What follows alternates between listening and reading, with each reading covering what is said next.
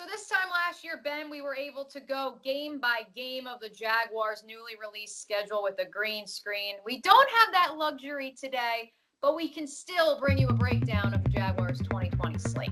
Don't pull up the archive. I'm trying to think of what I predicted the Jags to be last season. I'm sure it was a little more positive than the actual outcome, but we don't need to bring out the receipts. Hey, we thought Nick Foles was going to be the savior this time last year, and here we are, Gardner Minshew mania to the max. So let's dive right into it, Ben. And I know I just said this to you off camera. We got to talk about the Jaguars' preseason schedule. They open up at Carolina in the preseason. They then travel to Tampa to play the Buccaneers, and the plan is to have joint practices in Tampa. Initial impressions. Look, as if they shouldn't have already given the Jags hard knocks. Now they got to do it with Brady and Gronk. Last time the Jags preseason practice with Brady, they went to the AFC title game. Chalk it up, baby! Chalk it up! So the funny thing about it is the Jaguars were rumored, and Doug Marrone did say that they were trying to get practices with a different team. From what I've heard, that was the Denver Broncos. That makes a ton of sense to me. Both young quarterbacks, young wide receiving cores that they hope will be explosive, a revamped defense on both sides. That's where I think this pairing with the Bucs, like, I just find it so fascinating. Like, I honestly think it's geography based just because of the pandemic we're in. Because I'm very curious what Tom Brady is going to teach Gardner Minshew. But that's what I was going to say. To be honest, I haven't looked at the rest of the pairings across the country. I bet that's got to be what it is exactly. Geography based. Tampa, it makes sense. They're playing in week 2. Join it up. Easy bus on over and to see old Tommy boy. Yeah, because otherwise, I mean, I just hope the Jaguars, don't get injured, fights. Tom's more worried about his golf game than helping Gardner Minshew.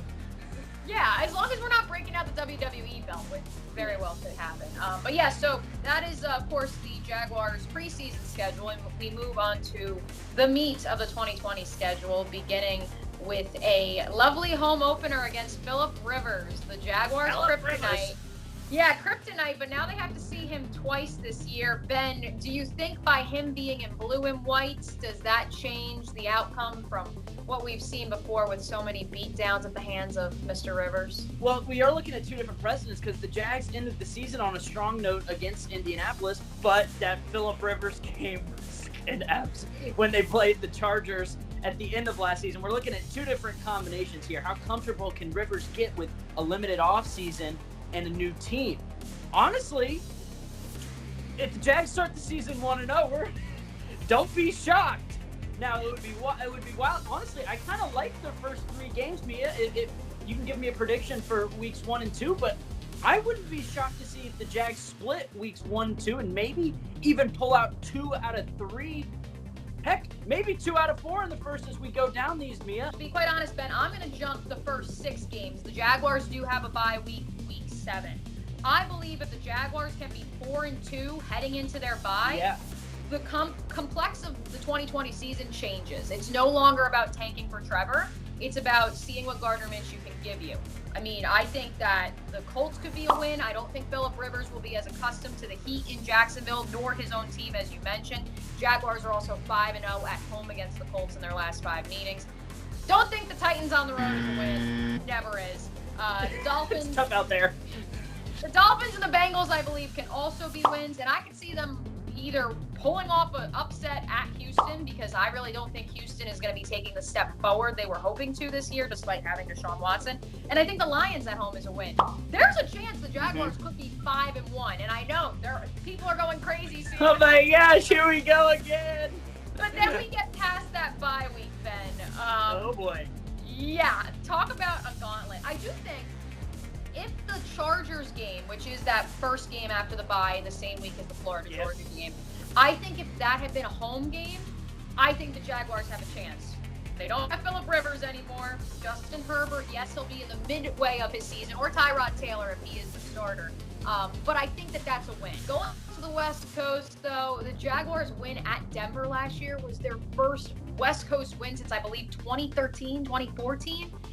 That's going to be a tough trip going out to LA, even coming after a bye. They just had to hire a West Coast boy to come play quarterback. A little wazoo action from the Southeast back out West. He's like, look, I've done this. I've made the trip from the South out West. Let's do this again. Gardner Minshew is bi-coastal. Don't worry, everyone. Yeah, exactly. So, but you're right, though. I mean, weeks 1 through 8, if you want this to be a successful season, I know a lot of people don't think it's going to be, but if you want it to be a successful season and maybe make a push for a wild card run, you got to win 6 of the, I'm looking at the 8, 6 of the 8. Honestly, the schedule lines up nicely for him. It really does. You get Phillip Rivers in his first game early. I think that's a plus. And then if it's Tua and Joe Burrow making, if they do decide to go Tua, their first, second, third starts against the Jags in the NFL, hey, never know. You never know. But I think we look at that first half, it lines up nicely. And then Mia, second half, what are we thinking? Maybe 2 wins, 2-3 wins, 2-3 wins in those last 8 games.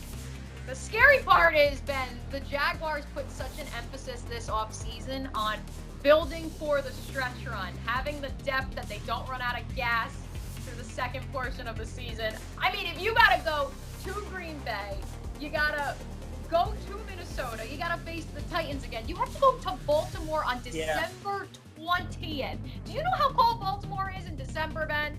Mia, I don't know. Oh, God. Well, let me tell you, it can be cold. I mean, right now it's snowing in May in the Northeast, so we don't know. All we know is that we don't know. But what I do know is that second half of the schedule is absolutely brutal. And so there are going to be a lot of Jaguar fans. I think that'll be mad if they start 4-2, 5-1, because they're being set up for the slaughter down. Oh, gosh. Hey, but maybe it gives them some confidence to roll in. Okay, Mia, I'll ask you this. Give me a guaranteed win on the schedule and give me a guaranteed loss on the schedule. Guaranteed loss is at the Baltimore Ravens. Okay. Guaranteed loss. And my guaranteed win is that Thursday night home game against the Miami Dolphins. All right. I think week 3, Thursday Night Football NFL Network treated Gardner Minshew well last year with that thumping of the Tennessee Titans. I think it's going to treat him well again this year against Tua and the Fins. How about you? I think my guaranteed win is the game that felt like a guaranteed win most of the game was at Cincinnati last year. I think they go to Cincinnati again this year. Let's see, that's week 4. Joe Burrow's potential 4th start. I'm assuming they're rolling him out week 1. Hey, they're going to go back in the locker room and be like, hey, we've been here before. We've done this. It's game time. Guaranteed win. Lock it up for me. Guaranteed loss at Tennessee. Yeah, this is what it is. It is what it is. I think maybe they can give me a 50-50 roll the dice on week 1 with Phillip Rivers in game 1. Maybe split the openers 1-2. I think they got to go 1-1 in those first 2 weeks to make anything happen. But I think that loss comes in week 2. That's my guaranteed LBN. My guarantee, if we are allowed to travel, is that I will be having Skyline Chili for the first time in my life. It's good, Mia. It's good. On October 4th, Ben made his pilgrimage last year. Now it's mine. And I will say, looking at this schedule, Mia, if you get Skyline Chili, that it is going to be different not knowing that there's a London game during that Florida-Georgia week. People are going to be able to watch the Jags, enjoy Florida-Georgia, not have to worry about all the getting up early after a long Florida-Georgia day to watch. Not only will they not have to get up early, Ben, the Jags are playing out in LA. That game isn't until 4 o'clock. Everybody in Florida, Georgia will be able to be rested up and ready for the Jaguars' first game coming out of the bye week. I'm ready for the season to start. How about you? Woo! Let's hope our predictions are better than last year.